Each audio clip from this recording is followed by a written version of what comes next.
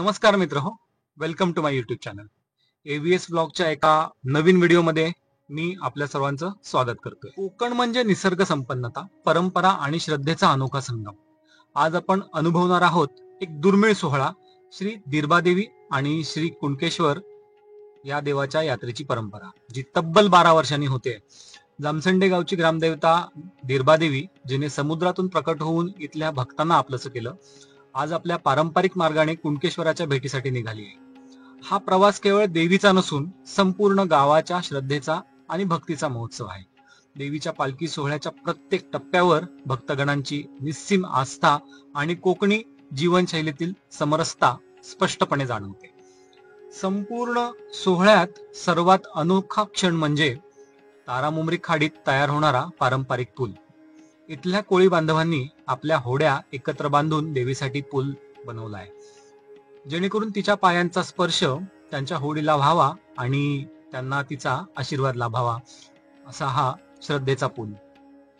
आणि या प्रवासातील अनोखी दृश्य तुम्हाला मंत्रमुग्ध करून टाकतील.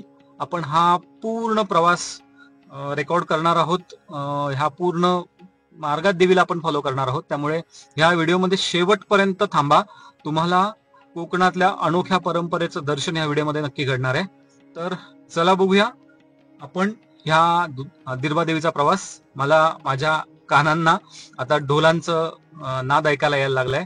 कदाचित दिरबादेवी आता आपल्या पारंपरिक मार्गाने इथून पुढे निघेल. चला तर मी पहिल्यांदा तुम्हाला दाखवतो देवीचं मंदिर. चला मंदिर बघूया आणि आपण देवीच्या मार्गाने, देवीच्या सोबत ह्या मार्गाने आपण कुणकेश्वर पर्यंतचा प्रवास पूर्ण करूया. तर आपल्याला समोर हे जे दिसतंय हे आहे श्री दिरबादेवी रामेश्वर मंदिर जामसंडे. ही देवी जामसंडेची ग्रामदैवता आहे आणि इथे आता लोक जमू लागली आहेत. साधारण दुपारी 2-2:30च्या दरम्यान देवी इथून प्रस्थान करेल तारामुमरीकडे. तारामुमरीत देवीचा एक छोटासा हॉल्ट असणार आहे आणि तिथून मग नवीन जो पूल तयार केला गेला आहे स्थानिकांनी, तारामुमरीच्या नागरिकांनी, तो पूल पार करून देवी कुणकेश्वरकडे प्रस्थान करेल. तर मी तुम्हाला दिरबादेवीचं मंदिर दाखवतो तोपर्यंत.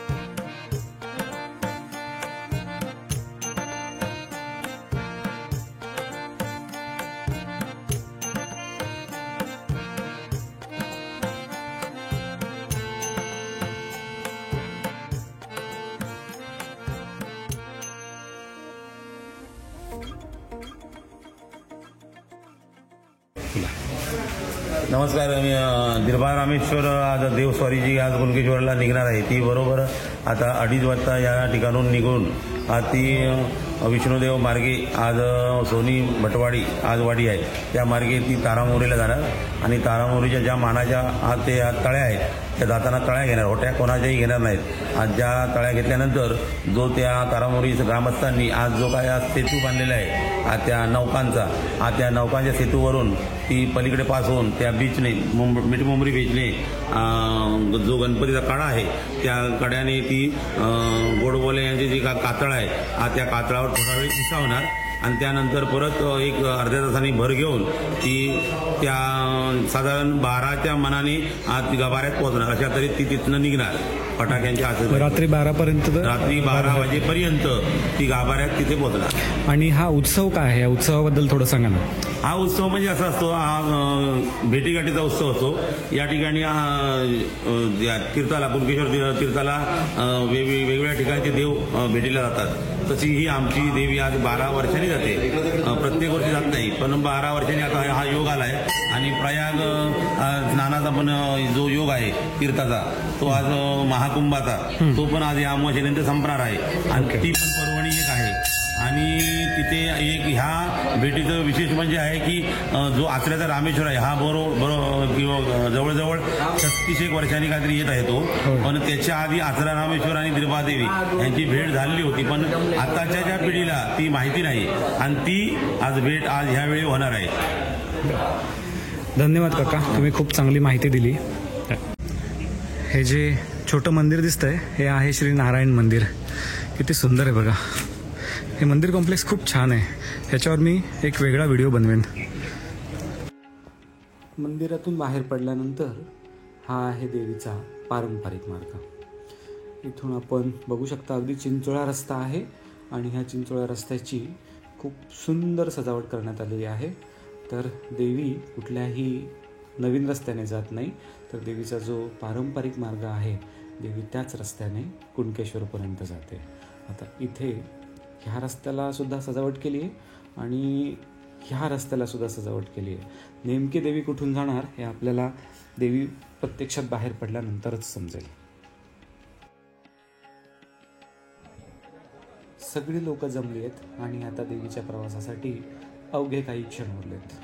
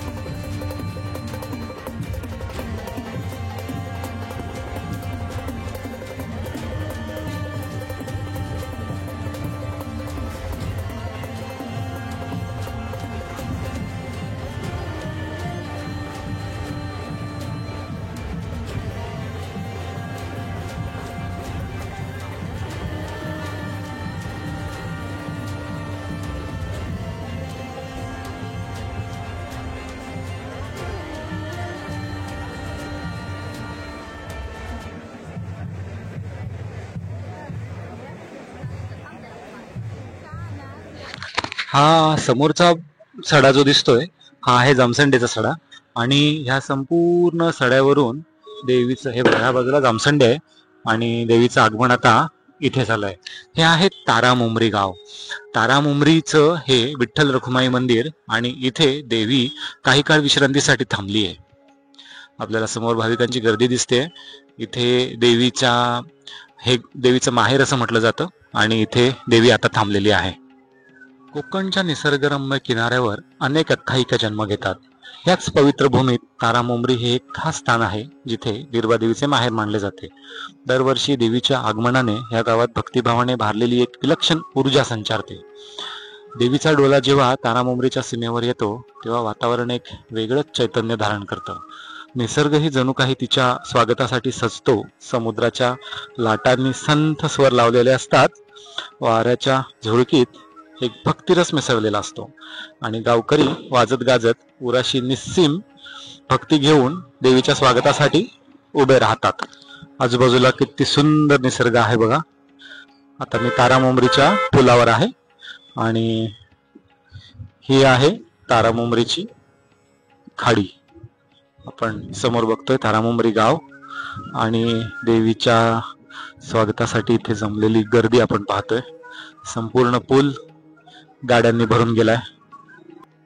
आता आपण आलोय नौका पुलाच्या इथे. याला मी श्रद्धेचा पूल म्हणतो. लोकांच्या देवीच्या प्रती असलेला श्रद्धेचा हे रूप आहे.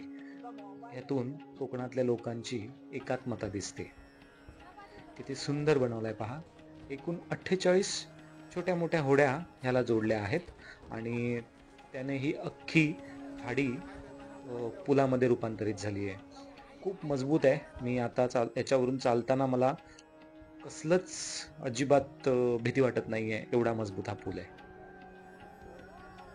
काल रात्री ह्याच भागात ऑलिव्ह रिडले या समुद्री कासवाने इथे अंडी दिली होती, अगदी देवीच्या बरोबर मार्गामध्ये. हा बघा, हा जो आपल्याला बॅनर दिसतोय हा प्रवेशद्वार आहे आणि छोटा कॉर्नरमध्ये जो व्हिडिओ दिसतोय ना तो आहे ऑलिव्ह रिडले कासवाचा अंडी देतानाचा. तर लगेचच लोकांनी ना तिथे जिथे अंडी दिली आहे तिथे संरक्षक त्याला जाळी लावली आहेत. लोक किती जागरूक आहेत बघा कोकणात निसर्गाप्रती. ह्या सुंदर रांगोळ्या इथे लोकांनी आपल्याला काढलेल्या आढळतात.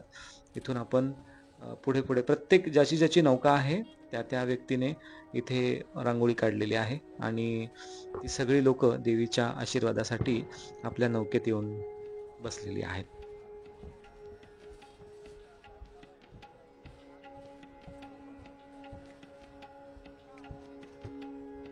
तारामुंबरी हे देवीचे माहेर.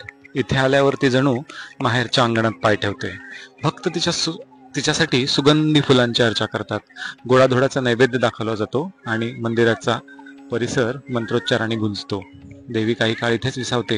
ही विश्रांती म्हणजे केवळ विराम नसून पुढच्या प्रवासासाठी शक्ती संचित करण्याचा एक मंगल क्षण असतो.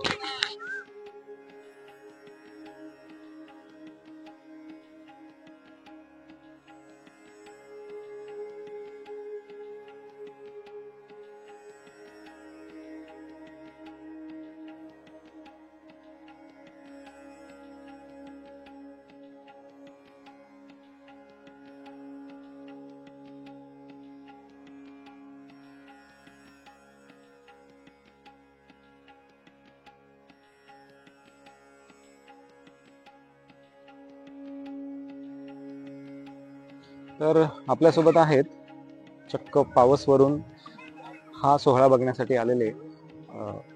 तुमचं नाव सांगा.